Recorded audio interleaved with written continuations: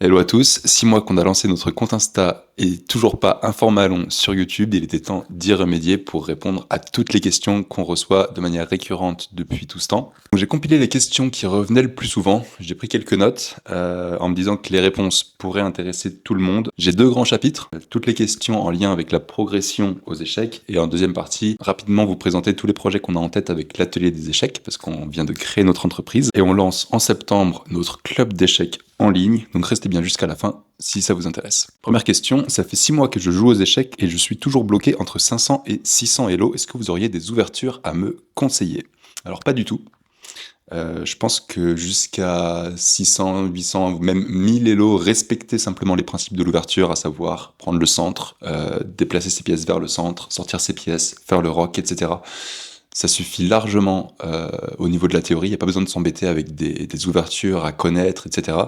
Parce que 90% des parties vont se jouer sur une gaffe de ton adversaire ou une gaffe de ta part. Donc jusqu'à 1000 Elo, si tu arrives déjà à faire des problèmes à l'appel pour essayer d'identifier les tactiques et ne pas rater les opportunités qui peuvent se présenter pendant la partie, c'est largement suffisant, il n'y a pas besoin de s'embêter, à mon sens, avec de la théorie. C'est important de connaître les principes d'ouverture, mais ça s'arrête là, quoi. Le travail théorique, c'est quelque chose qui va se faire pour passer un cap supplémentaire, une fois que tu as atteint un certain niveau, mais entre 500 et 600 Elo, les parties se jouent vraiment sur les gaffes et sur les erreurs que font chacun des deux joueurs. Un autre conseil que je peux donner, c'est d'analyser tes parties, parce que c'est normal de faire des erreurs, mais ce qui est important, c'est de jamais faire 2 fois la même erreur. Donc l'analyse est un point crucial de ta progression aux échecs. C'est pour ça que moi je recommande souvent de jouer des parties plus longues, au moins une fois par semaine, essayer de faire une partie rapide en 10 voire 20 minutes chacun au niveau de la cadence,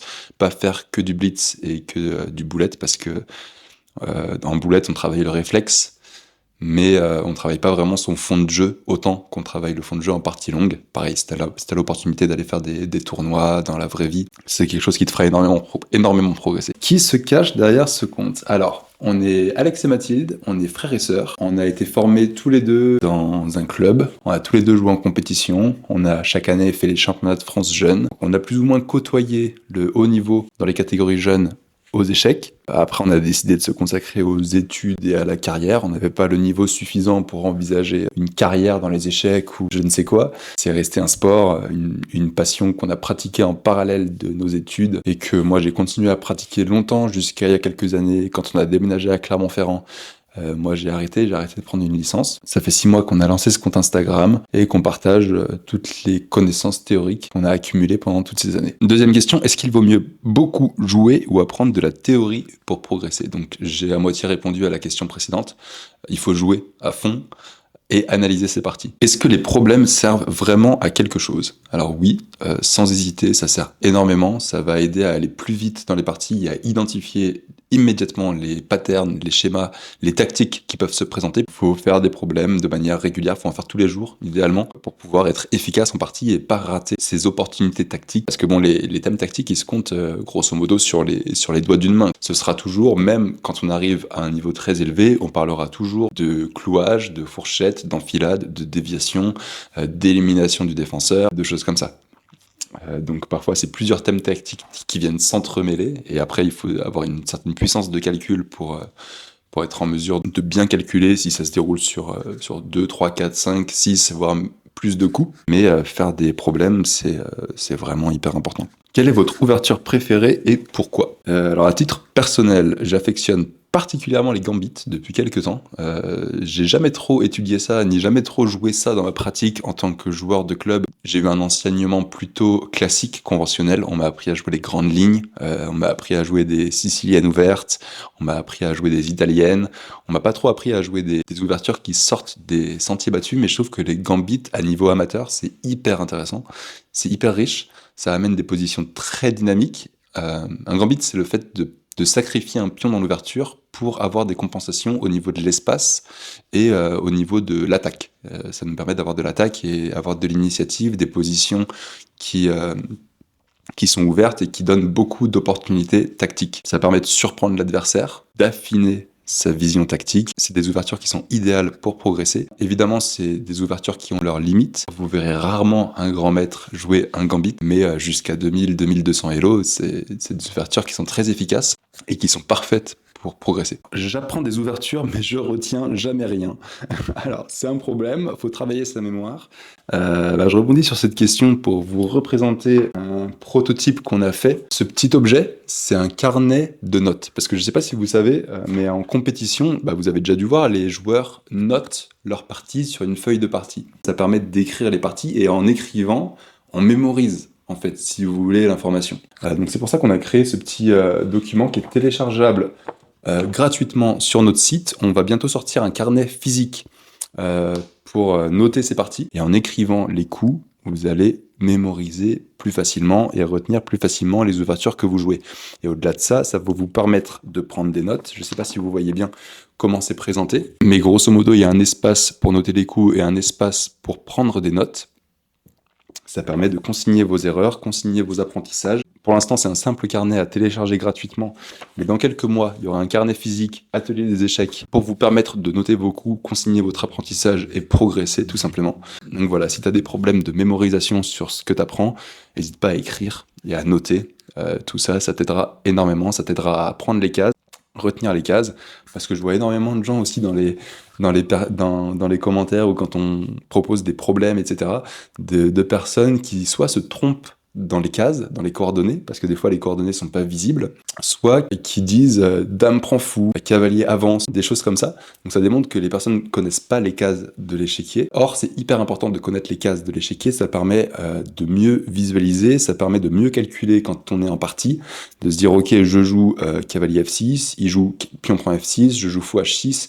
Enfin bref, ça permet de vraiment connecter avec ce qu'on est en train de voir sur l'échiquier, et d'enregistrer et de processer plus facilement l'information. Ce que vous pouvez faire aussi, si vous avez un partenaire d'entraînement, c'est pour ça qu'on a le serveur Discord, si jamais vous voulez trouver un partenaire d'entraînement avec lequel pratiquer de manière récurrente, former des petits binômes, quelque chose qui peut être très intéressant, ce que vous pouvez faire, c'est des parties à l'aveugle. Essayez, même si vous jouez que 10 coups, c'est intéressant. Vous jouez, vous vous mettez l'un contre l'autre, alors je mets mon pion en E4, à toi. Mais voilà, juste en vocal comme ça, essayez de vous faire des petites parties à l'aveugle, même si ça dure 5 coups, même si ça dure 6, 7, au fur et à mesure, vous allez progresser et vous allez améliorer votre visualisation. Vous allez mieux visualiser l'échiquier, vous auriez une meilleure carte mentale des déplacements et des coordonnées. Et c'est un exercice qui est hyper intéressant à faire et qui va vraiment vous faire progresser. Est-ce que les Elo Chesscom correspondent aux Elo Feed? Alors moi j'ai l'impression que ça correspond de plus en plus. Je dirais même que le niveau 1000 Elo Chesscom est très fort. Comparé à un 1000 Elo en feed.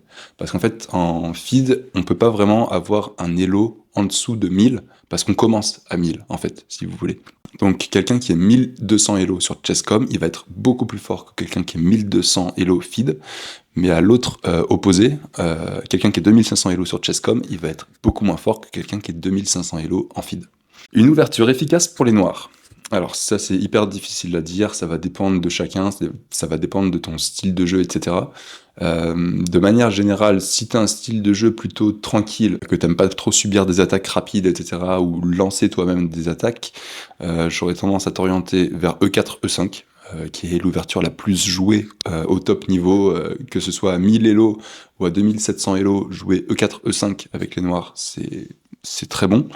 La carocane aussi est assez solide et amène des positions très saines.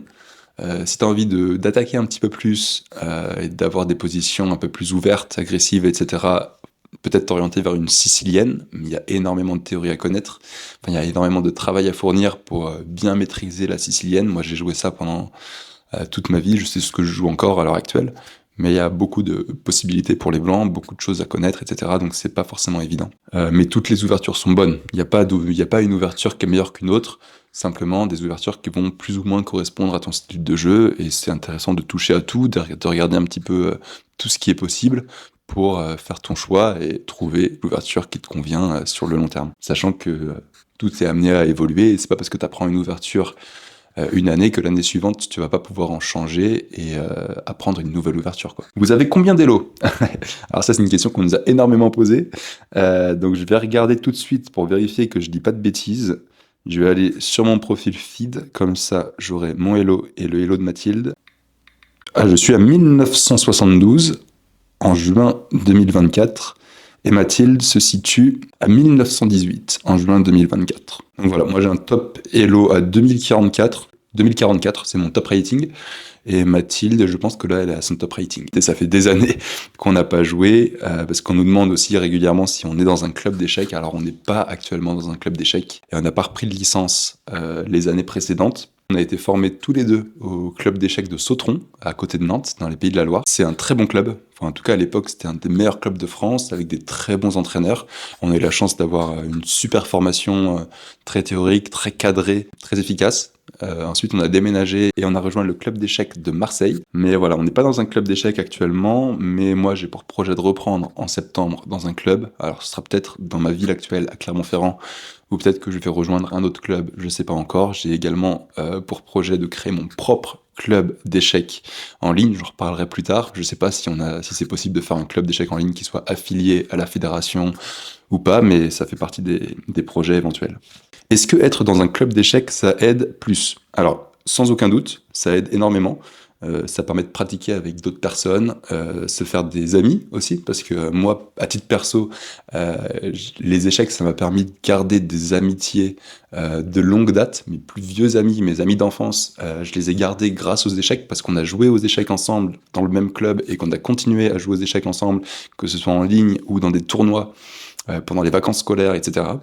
Donc rien que pour ça, ça permet de garder la flamme, conserver la passion du jeu et d'avoir des amis avec lesquels s'entraîner, avec lesquels pratiquer. Et d'autre part, l'accès à un club, ça te donne aussi accès à une vraie formation théorique, pédagogique, où tu vas avoir des cours hebdomadaires avec des forts joueurs, titrés ou non. Moi, je suis pas convaincu qu'on ait besoin de travailler exclusivement avec des grands maîtres ou des joueurs du top mondial pour avoir un enseignement de qualité. C'est plus la relation avec le professeur qui est importante, et trouver un prof qui te convienne en fait, qui soit pédagogue et qui sache t'apporter les connaissances nécessaires à ton niveau. D'ailleurs, j'ai jamais travaillé jusqu'à tard avec des grands maîtres. Mon premier entraîneur, ça a été un maître FIDE qui nous a formés en cours particulier avec Mathilde pendant plusieurs années. Donc oui, forcément, ça aide d'être dans un club dans le sens où tu as accès à des cours et à des connaissances que t'as pas si tu étudies seul, parce que sur Internet, les ressources sont infinies, et ça c'est génial avec Internet, mais des fois c'est difficile de faire le tri entre ce qui est pertinent et ce qui l'est pas, entre ce qui va te convenir et ce qui va pas te convenir. On trouve tout et n'importe quoi sur Internet, mais bon, il y a quand même moyen d'apprendre énormément de choses sur Internet. Je dénigre pas, il y a énormément de contenus gratuits qui sont accessibles, mais simplement être dans un club, ça permet d'avoir une structure et un apprentissage sur la durée qui soit construit et cohérent, qui ne te demande pas de chercher par toi-même les informations. Ça te permet d'aller plus rapidement vers l'objectif. Voilà pour la partie club. Vous jouez quoi comme ouverture? Alors moi personnellement, je joue exclusivement E4 avec les blancs, parce que ça correspond à mon style de jeu. J'aime bien quand on a des positions ouvertes, quand on a un petit peu d'attaque. Donc exclusivement E4 avec les blancs. Je rentre généralement dans les grandes lignes, parce que c'est ce qu'on m'a appris.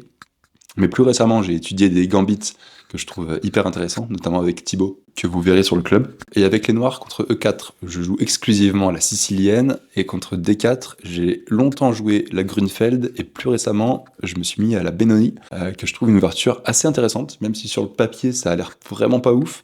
Il y a quand même beaucoup de ressources dynamiques, même tactiques, qui peuvent arriver, et je trouve que c'est une ouverture hyper intéressante. Il y a des parties de Fischer que j'ai étudiées qui sont vraiment très chouettes.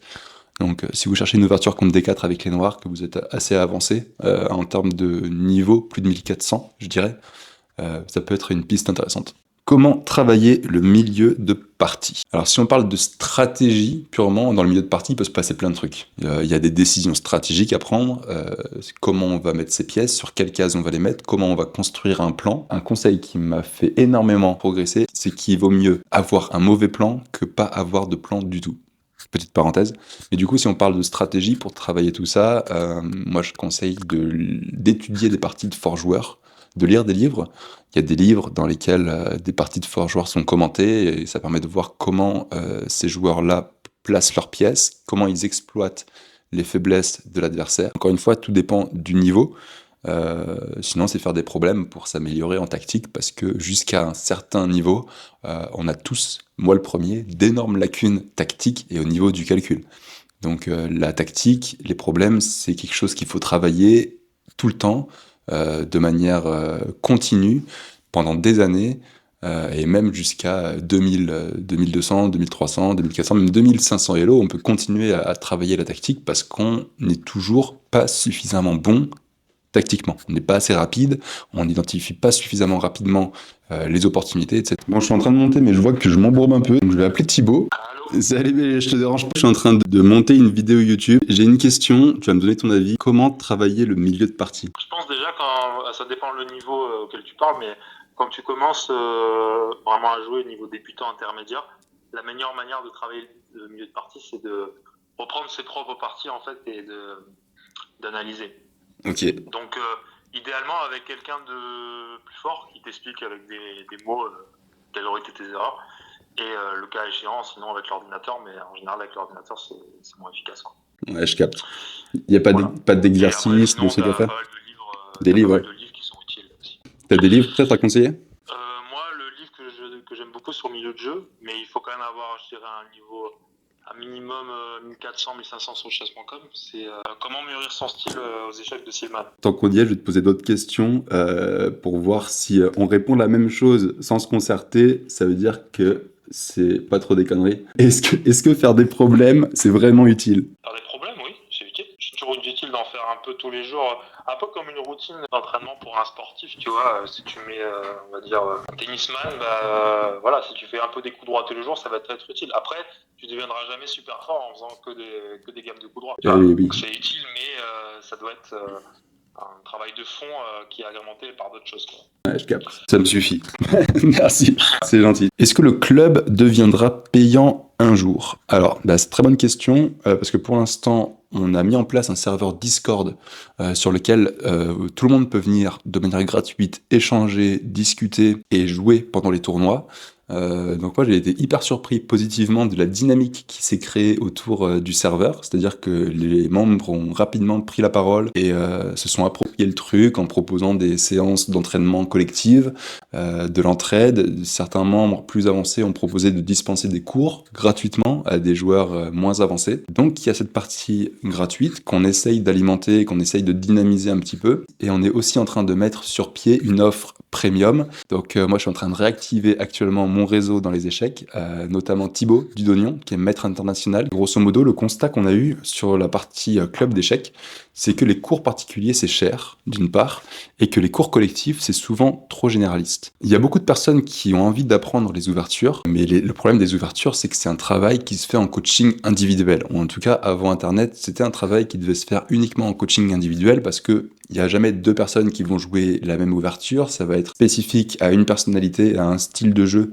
On va proposer des lignes qui sont différentes. Donc c'est là que j'ai eu l'idée de me dire, ok, mais est-ce qu'on pourrait pas faire des cours d'ouverture en cours collectif? Parce que grâce à Internet, on arrive à réunir au même endroit une vingtaine de joueurs du même niveau et qui ont les mêmes attentes sur le plan pédagogique, qui ont envie d'apprendre la même ouverture. En partant de ce constat, j'ai eu l'idée de proposer des bootcamps, une sorte de stage en ligne sur une durée assez longue. Donc là, on est parti sur un trimestre, du 15 septembre au 15 décembre, un bootcamp de 3 mois avec Thibaut, qui connaît excellemment bien les gambits avec les blancs, parce qu'il a joué ça pendant toute sa vie. Bon, maintenant qu'il est maître international, il joue des ouvertures un peu plus safe. Les gambits, c'est ce qui lui a permis d'arriver jusqu'à 2000, 2200 Elo. Et c'est des choses qui jouent encore aujourd'hui sur Internet à 2400 Elo. Donc c'est la première offre qu'on va proposer au niveau du club en ligne. Ce sera 99 € pour 3 mois, donc pour 14 séances. Si vous vous inscrivez avant le 31 août, ça revient à environ 7 € par séance, par personne. Si ça vous intéresse, vous pouvez shotgun la place dans le lien qui est en description, parce qu'on limitera les groupes à 20 personnes, justement pour créer une dynamique de groupe, qu'il y ait de l'entraide et de la connexion entre les membres. Je profite d'avoir eu la question pour vous en parler dès maintenant. Comme ça, vous avez le programme à l'avance, vous pouvez pas être déçus. Enfin, vous pouvez être déçu, mais en tout cas pas par les thématiques abordées. Vous pourrez pas vous dire, ça, je le connais déjà, ou des choses comme ça. Au niveau de l'entreprise, pourquoi avoir créé cette boutique en ligne dès le départ? C'est que nous, on s'est mis à créer du contenu sur les réseaux sociaux, et directement, on a voulu créer cette boutique pour pas être dépendant de potentiels partenariats avec des marques, parce qu'à un moment donné, la création de contenu, là ce que je suis en train de faire même devant vous, c'est quelque chose qui prend du temps. Ça prend du temps, donc forcément, c'est au détriment d'autres activités professionnelles, et il faut que ce temps soit rémunéré d'une certaine manière. Donc certains créateurs de contenu font le choix de la rémunération via les partenariats avec les marques. Nous, on n'a pas envie d'être dépendant de ça, on a envie d'être maître de notre truc, quoi. Donc, on a fait le choix de créer une entreprise avec laquelle on propose des produits et des services à des clients. Donc voilà, c'était un parti pris, juste pour vous en dire 2 mots, on vient de créer la société. On profitera de cette chaîne YouTube pour documenter l'aventure. En tout cas, je vous remercie à nouveau pour le soutien. N'hésitez pas à poser vos questions dans l'espace commentaires. Merci beaucoup d'avoir suivi cette vidéo. Je vous dis à très vite. C'était Alex.